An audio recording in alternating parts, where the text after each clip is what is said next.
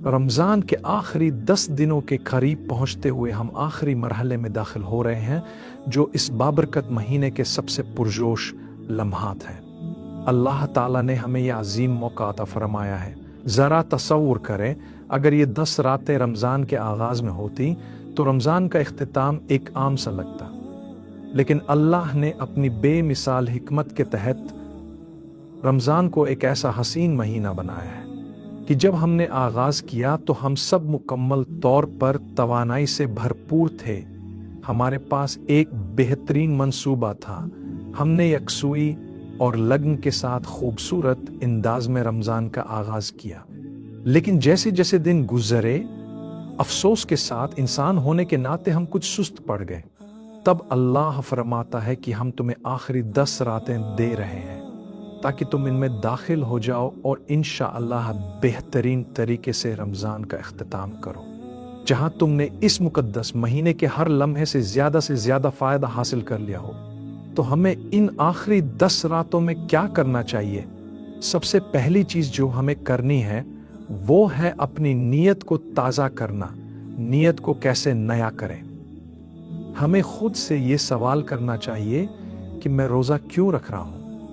मैं वज़न कम करने या जिस्मानी साख्त बेहतर बनाने के लिए रोज़ा नहीं रख रहा, बल्कि मैं अल्लाह की रज़ा के लिए रोज़ा रख रहा हूँ ताकि तक़वा हासिल कर सकूँ, यानी अल्लाह के साथ हमारा ताल्लुक दुरुस्त हो जाए, हम उसकी नाराज़गी से डरें और उसके हुक्म को पूरे दिल से बजा लाने को पसंद करें, और जो कुछ उसने मना किया है उससे रुकने को पसंद करें। जब हम खाने से रुके तो ये अल्लाह की मोहब्बत में किया, और जब हमने खाया तो वो भी अल्लाह की मोहब्बत में किया। यही वजह है कि मैं ख़ास तौर पर ख़वातीन से कहता हूँ जो हैज़ की हालत में होती हैं और रोज़ा नहीं रख सकती, कि रोज़ा रखना असल मकसद नहीं, बल्कि अल्लाह के हुक्म की पैरवी करना असल इनाम है।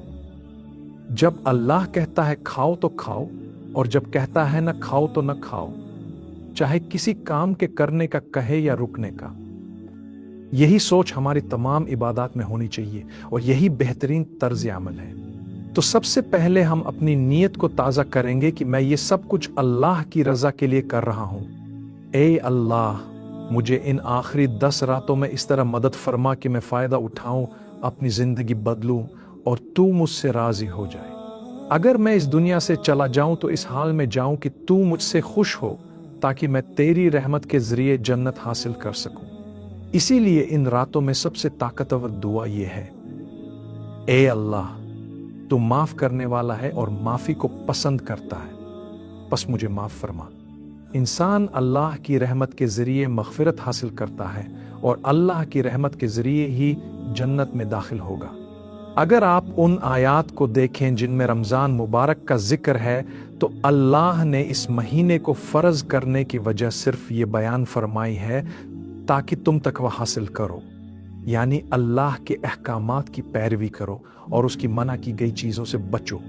इसी तरह एक सूरत उल कद्र में अल्लाह ताला ने शब कद्र का जिक्र किया है, जो रमज़ान के आखिरी 10 दिनों में है। इस सूरत में ख़ास रात का जिक्र नहीं किया गया, लेकिन ये ज़रूर बताया गया कि ये रमज़ान में है।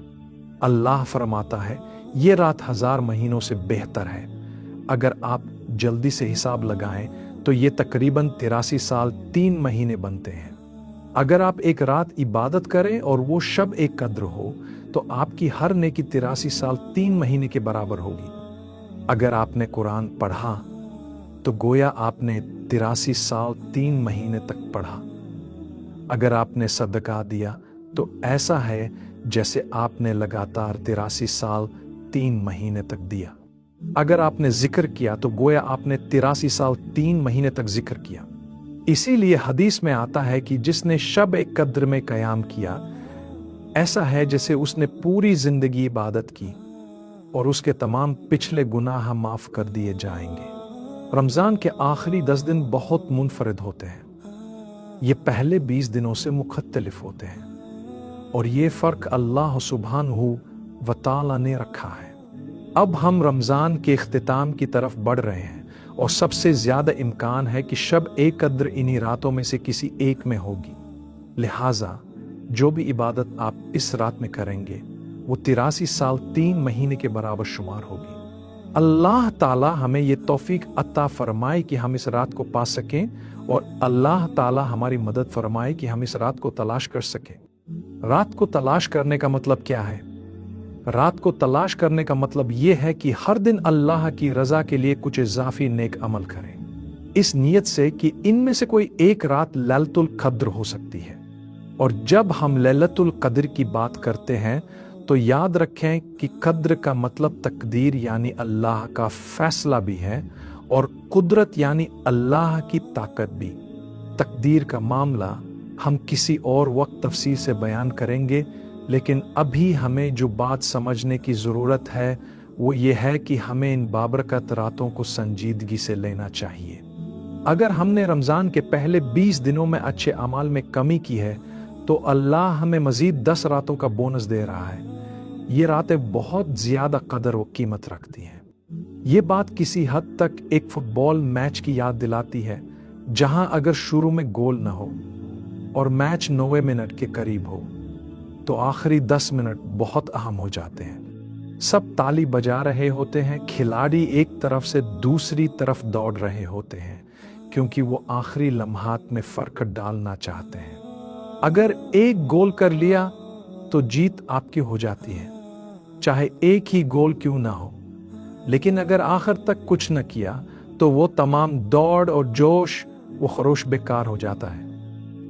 रमज़ान की मिसाल इससे कहीं ज़्यादा अजीम है, क्योंकि ये कोई खेल नहीं बल्कि एक हकीकत है। लेकिन मैंने सिर्फ एक आम फहम मिसाल दी है ताकि लोग समझ सकें कि किसी भी चीज़ के आखिर में उसका भरपूर फ़ायदा उठाओ। अगर आपने 70 मिनट गुजार दिए और 20 मिनट बाकी हैं तो आपको क्या करना चाहिए? अगर अभी तक आप 0 पर हैं या 1 पर हैं तो आपको कुछ खास करना होगा, मेहनत जारी रखनी होगी और हिम्मत नहीं हारनी चाहिए। अगर आप मुसलसल कोशिश करते रहेंगे तो यकीनन अल्लाह के फजल से आपको वो रात नसीब हो जाएगी। लेकिन फुटबॉल को एक तरफ रखते हैं और ज्यादा संजीदगी से बात करते हैं। इन आखिरी लम्हात का भरपूर फायदा उठाएं, क्योंकि आखिरी मरहला सबसे अहम होता है। अगर आपने इन रातों को जाया कर दिया तो सब कुछ खो दिया, और अगर आपने इन रातों में कामयाबी हासिल कर ली तो चाहे रमजान के इब्तिदाई दिनों में कमी भी रही हो, फिर भी आप अल्लाह की रज़ा हासिल कर सकते हैं और अल्लाह से जुड़ सकते हैं। अल्लाह ताला हम सबको भलाई अता फरमाए। आमीन।